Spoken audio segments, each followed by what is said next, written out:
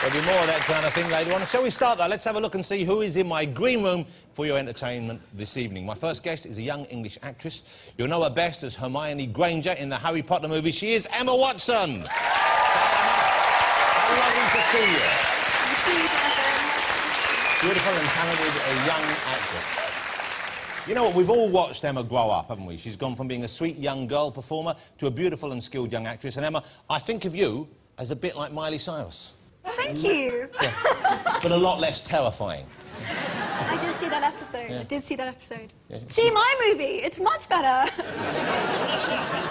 Well, don't you bully me as well. I'm still in counselling for Miley's encounter. How lovely to have you here, though. Emma Watson, ladies and gentlemen. My next guest is a musician and composer who spent a few years in a little-known Swedish folk combo called ABBA. And he's Sandra Bullock. That's our programme this evening. Okay. Shall we get my first guest out, ladies and gentlemen? Yeah! Before we do, let's have a look at her as a much younger Hermione in the brilliant Harry Potter and the Philosopher's Stone. One of the wizard's most rudimentary skills is levitation, or the ability to make objects fly. Wingardium Leviosa. Off you go, then. Wingardium Leviosa. Wingardium Leviosa. Wingardium Leviosa. Stop. You're going to take someone's eye out. Besides, you're saying it wrong. It's Leviosa, not Leviosa. You do it then if you're so clever. Go on. Wingardium Leviosa. Wingardium Leviosa.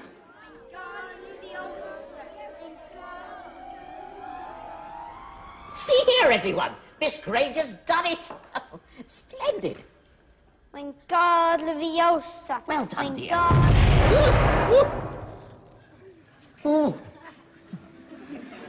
think we're going to need another feather over here, Professor.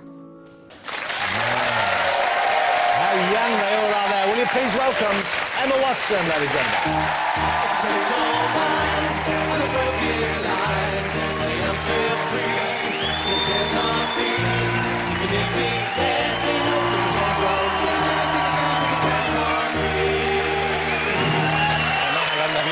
Coming out, Emma Watson, mind the step, here we go.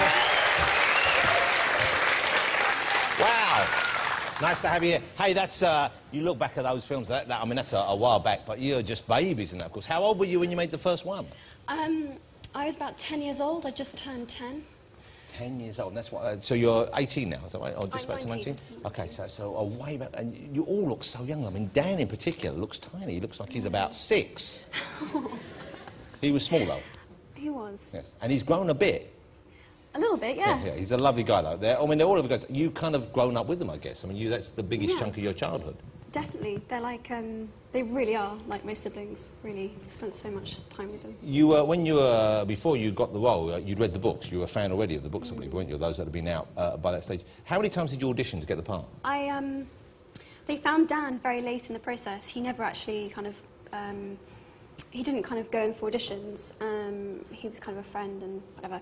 Anyway, so kind of they were trying to find the right Harry to go with. I think they had Rupert and I in place earlier on. So they found you already? They found us, and we kept auditioning with lots of different potential Harrys. So I did 8 auditions, maybe 8. Wow. Something like 8 that. with different. But you knew you had the part already when you were doing those auditions. No. That must have been just quite an awful ordeal then, in some way.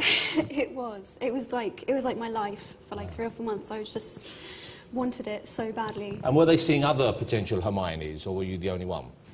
Actually, they were. They were. I remember being devastated coming into the studio and seeing another little girl who had actually been in films before. And I was like, oh, I'm never going to get it. She's had previous acting experience. She's, it's all over type thing. My dream is over. And to make matters worse, she was playing cards with another Harry. Wow. I was like, oh my God, they're making friends already. I'm definitely not going to get it. So by the time I got to my audition, I was just in pieces. I know who you talk about, and that Dame Judi Dench is a bitch. She can play young as well, she can do the young parts. But you must have been, so the moment when you found out you had it, how did that happen? Who broke you the news to you?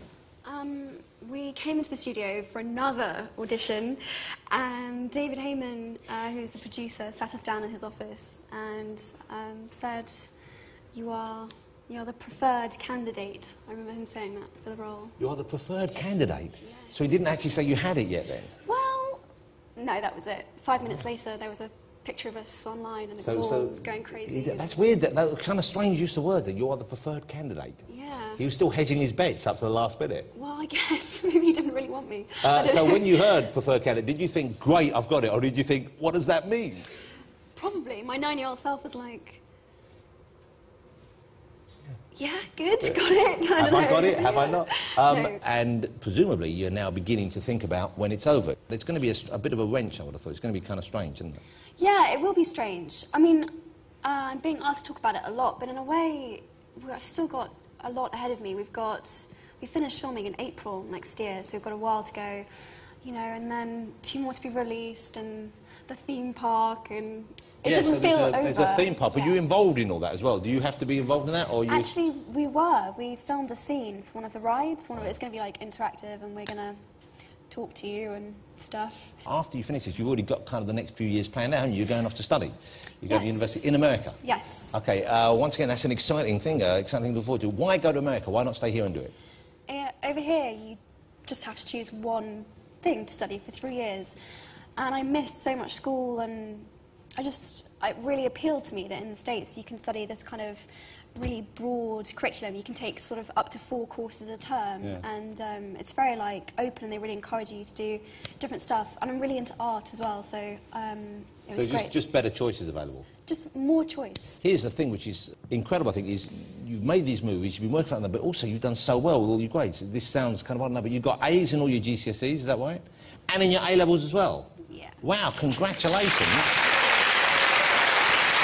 That must be really hard to be studying when you're filming. Yeah, it was tough. It was really tough. I felt very torn a lot, but it was so worth it. You know, I'm so excited about going to university, and you know, I want to have my cake and eat it. I want the best of both worlds. I want to do everything. Yeah. But it's interesting you say that, because there must have been some things that you did miss out of, you know, the kind of normal things that kids got. What kind of things did you want to do more of, or did you sort of see your contemporaries do that you couldn't join in with? Just, you know, if you're working really long hours, you know, you can't make, I don't know, someone's birthday party or a sleepover or something that you know, but just I never felt like I was missing out because I was gaining so much. Yeah, so what you got in return, the balance was totally, and you know, and there were gaps in between filming, and I would always go back to school, so I'd get to see my friends then, and like my life felt like both parts were kind of a holiday, because I'd get a break from school and get to go and do something really exciting and fun, and I get to come back again and see all my friends again. So, I mean, I was always working, but it was exciting and fun. How do